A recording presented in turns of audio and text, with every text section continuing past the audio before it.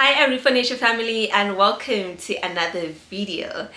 I feel like I haven't been here in a long time. I haven't actually picked up my camera in a very long time, but that's a story for another day. But I'm just glad to be back, glad to be doing this. And welcome to those of you who have just joined the family. It's really good to have you here.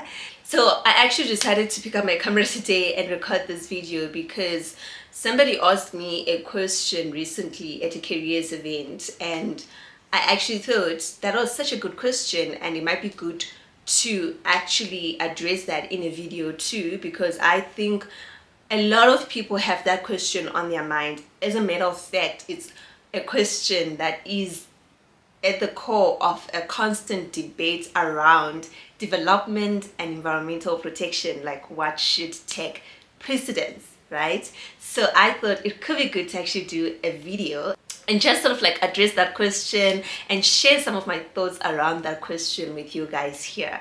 So the question was basically around mining, and you guys know that we've already started a series on mining and environment on this channel, so it is actually very fitting. So basically this person asked this question: but what is wrong with mining, guys?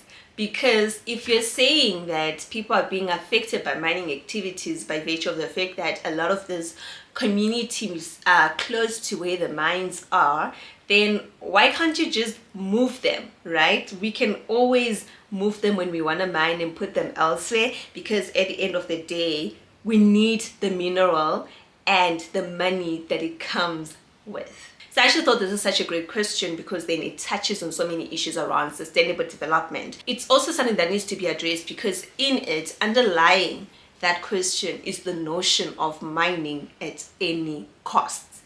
And that is such a dangerous way to approach mineral extraction, especially when we want to talk about sustainability and the protection of people's human rights. And we also want to talk about addressing climate change. So I actually thought it would be great to address this question here too, since we're already doing our series on mining and the environment, and sort of like share with you my thoughts around this particular question. Before I proceed with this video, I just want to stop here and say that if you're watching this video and you have not subscribed to this channel yet, please do press the subscribe button down below and hit the notification bell so that you're notified every single time I upload a video.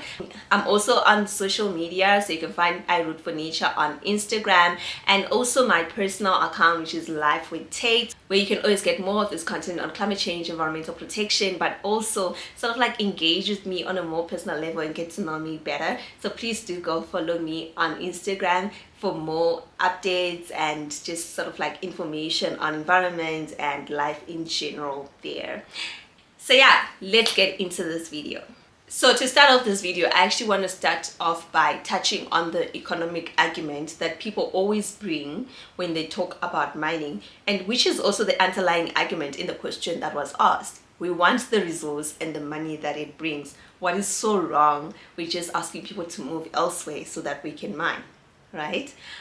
And there is a relocation aspect to that question, but I want to touch on the general concept of let's just mine for the sake of mining. Let's mine at any costs, because at the end of the day, there's an economic benefit that comes with this mineral. So we need to extract it so that we can get this benefit. So just going back to that economic benefit or the economic argument that is always made, generally speaking, mining is considered a sunrise industry in South Africa.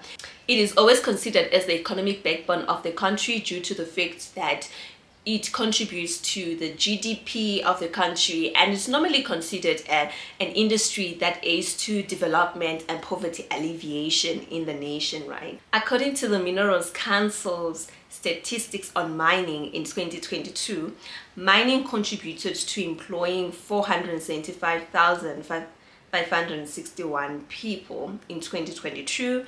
It contributed 73.6 billion towards tax to South Africa, and its general contribution to the GDP of the country was 493.8 billion. So you can see from these statistics, this is why mining is considered a significant industry to the economy of the nation. So people are not wrong when they're talking about its economic contribution to the nation, right? You cannot be ignorant to that. You cannot put that aside. And also we need to consider the fact that all of this revenue, it's revenue that government can use for the benefit of the people and development of the nation. The question though is this what's happening on the ground? When it comes to development, we need to understand that development cannot just focus on the economic contribution of an activity and end there. There are so many factors that have to be considered when we are thinking about how we should develop as a nation. We have to look at the activity holistically to determine if it's actually beneficial and to also see what it is costing us. So this is basically the concept of sustainable development. This, we have discussed it before, and we now know that it requires us to balance between the economic, the social and environmental factors of a particular activity before we make any decisions of whether or not that activity should go ahead. So in as much as something will make such a significant economic contribution to the nation, the inquiry shouldn't end at the economic contribution. It should go further to look at what are going to be the social impacts of this activity, what are going to be the environmental impacts of this activity. Then you have to weigh it up and see, is it worth doing? Even if it's worth doing, how are we going to ensure that it is done in such a sustainable way so that people's lives are not affected and the environment is protected? You cannot outweigh one factor over another. There has to be a balance. It has to be a three-pronged inquiry. So you don't just end at the economic benefit. So going back to the question of, we can just relocate the people. Relocate them where? How are you going to relocate them? What compensation are you going to give them? And if you read around the impacts of mining on communities, one of those is around that issue of relocation, where people are being relocated in a way that is not even observing their human rights. Families are being fragmented because when they get relocated, they are split. Other people are put on another portion of land, other people are sent elsewhere, and now you have fragmented families, and then some of the promises that are made are not kept. Like, we're going to build new homes for you, and then people actually never get those homes, or just a few are built and everybody else is left homeless. These are things you need to consider when you're making such arguments. But yeah, on paper you can make that argument, but in reality, on the ground, what is happening, and is that what we need to happen? Can we just mine at any cost? So when it comes to sustainable development, it applies to mining as well. You cannot just look at the fact that, well, we need the money, so we need to extract the resource. You've got to look at the other side of that coin too. And when we look at the other side of that coin, there lies displacement of people from their homes, improper relocation practices, people not being paid appropriate compensation or compensation, or families being fragmented, false promises that come in relation to relocation and how it's going to be done, false promises in relation to job creation and who's going to be employed by these mines, false promises in relation to the benefits that people are being told that you're going to get as a result of this mining activity coming into your communities. So many reports have been produced showing how benefits are skewed against the mining communities themselves. A lot of people living in these mining affected communities, they don't even benefit from the activities. They are actually more poor than people who don't live near these mines. And yet, when mining is brought into their community, one of the reasons for it is development and poverty alleviation. But it's not translating on the ground because those benefits are skewed against them. And it's actually people outside of their community, rich people elsewhere, who are benefiting from that. So those are things we need to look at on the other side of that coin. Who is actually benefiting and who is carrying the burden of all the negative impacts of this mining activity? On the other side of the coin is a displacement of other economic activities, which is very dangerous because then it has the effect of creating ghost towns should mining cease to operate in that area. Then there's nothing else that's going to be happening, and all of a sudden we have ghost towns and people have nothing else to live on. On the other side of that coin is environmental degradation, air pollution, water pollution, soil contamination, loss of land, loss of grazing land, loss of farming land, loss of land for people to just live. On the other side of that coin lies non-compliances with the laws, lack of enforcement of environmental laws to hold people accountable. And on the other side of that coin lies environmental injustices. We cannot ignore all of these impacts simply because there is money that is coming with this project. Basically, the contribution mining made of 493.8 billion to the GDP of South Africa in 2022, never mind what the mining companies themselves got as profit, that amount comes at the cost of the displacement of people, false promises, displacement of other economic activities, environmental degradation, non-compliances with laws, various environmental injustices. These things are rife in a lot of mining affected communities, and we have to consider them when we are thinking of mining and how we want to develop. The issue is not stop mining at all. The issue is how do we want to mine and ensure that it is done in such a way that people's lives are protected and the environment is protected. It is done in such a way that we are not prioritizing profit over people's lives and the protection of the environment. So the question here is, all this profit we are getting from it, is it worth it?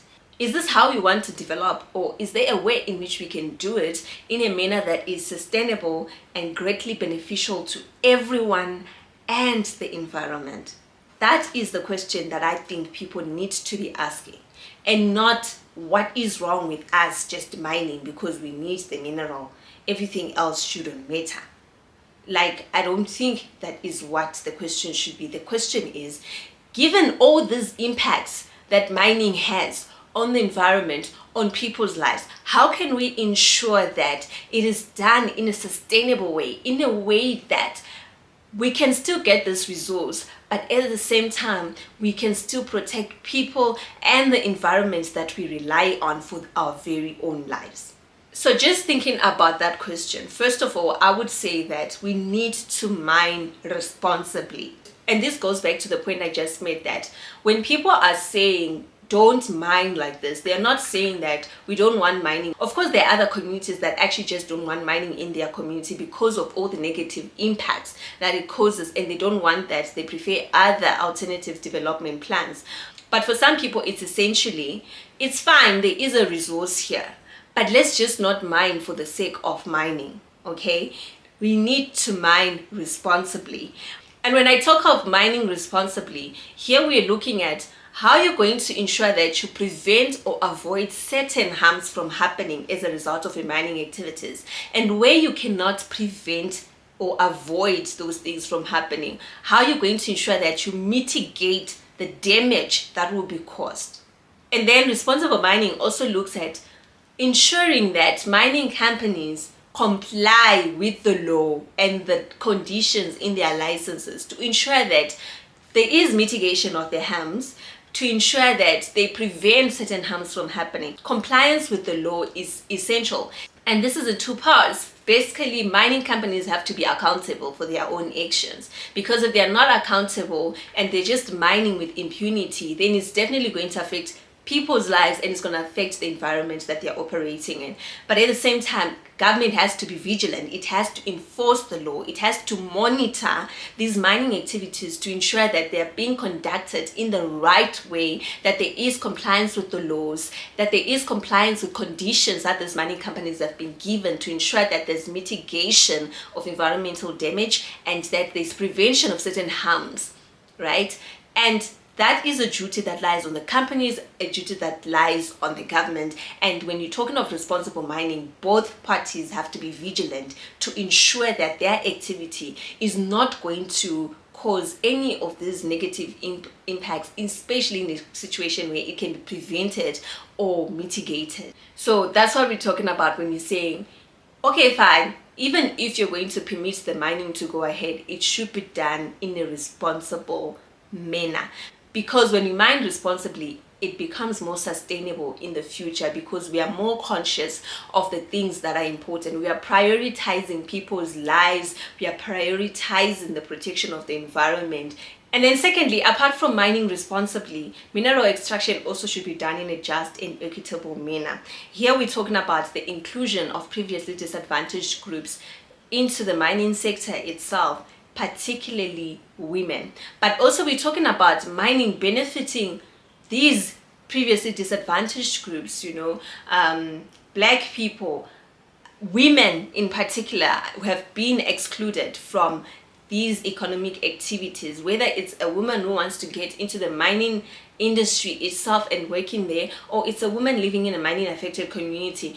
Those people need to benefit as well from these mining activities. And then secondly, when we're talking about the benefits that mining comes, like the person was saying, we want the money that comes with the mineral. Who is getting that money? Who is benefiting? A lot of reports have been produced that will show you that the benefits of mining are skewed against the mining affected communities. Not a lot of people living in these mining affected communities actually benefit or get any sort of like economic benefit from the mining activities themselves.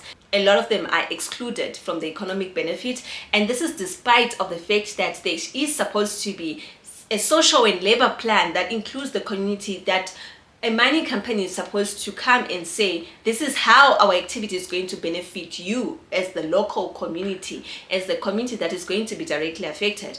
But despite that fact, a lot of communities will tell you of how they are not even benefiting from these mining activities. In fact, it has worsened their conditions, right? So when we're thinking of mining and how it's often labeled as a development activity, something that is there for poverty alleviation, in a lot of communities that is not actually translating on the ground, right? It is actually exacerbating inequalities and the poverty that it is supposed to alleviate, right? So we need to make sure that it is done in a just and sustainable manner. And here we can just think of cases like Marikana, where 44 people died, and underlying that issue were social inequalities, the issues of economic inequalities as a result of mining in this area. So we need to think about that. And what is the cost of this mining activity? Is it being done in a just and equitable manner? And if not, is it worth it? Is the economic benefit worth it? So if mining is to go ahead, affected communities actually need to benefit from this activity. It should actually change their lives for the better and not for the worse. And this is not really translating on the ground.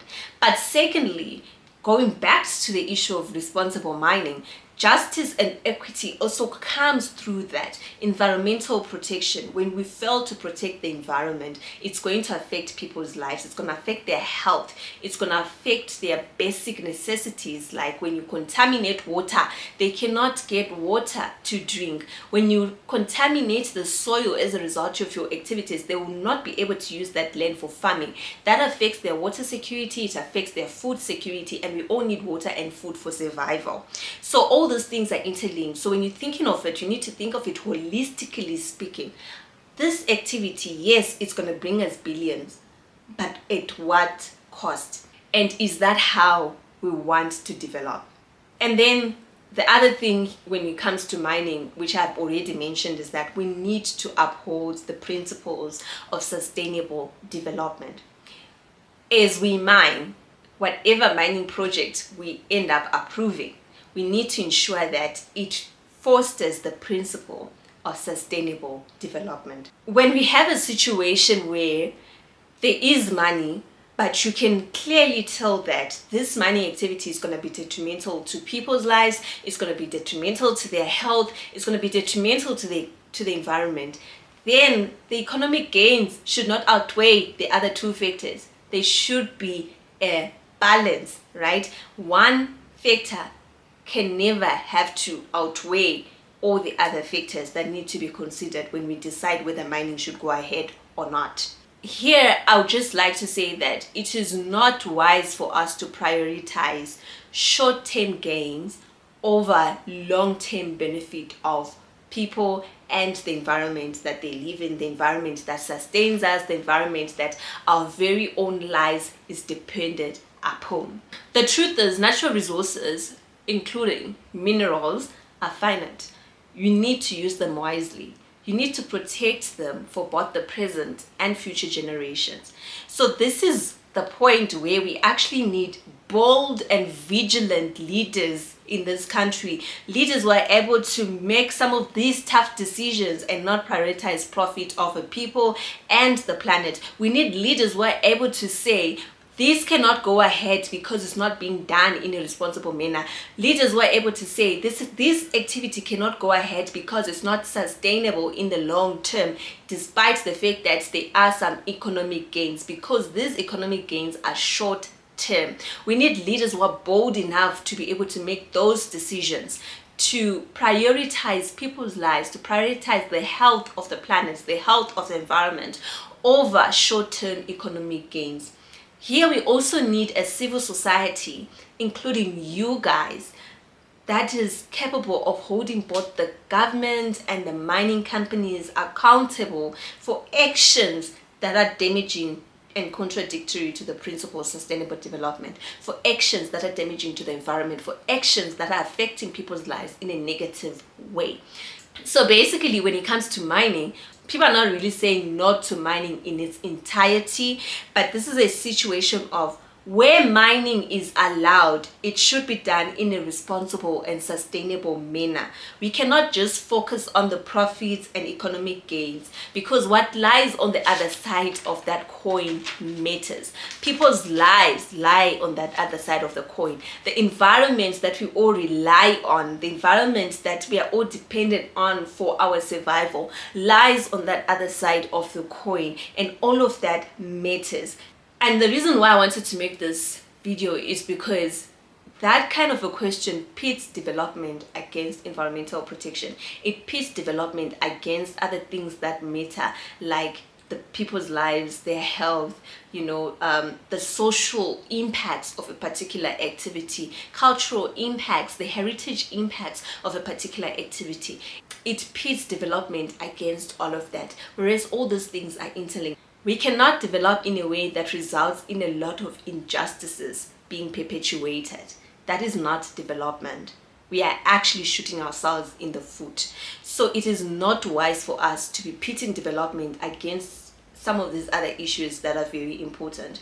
The two are very interlinked, and ignoring that always comes at an expensive cost. So alright you guys, I hope that this video has been informative and that you've also started to think about this question of the relationship between development and environmental protection, and the questions we really need to be asking, especially when it comes to mining. How do we want to mine? How do we want to develop in this country? Because that matters in the future.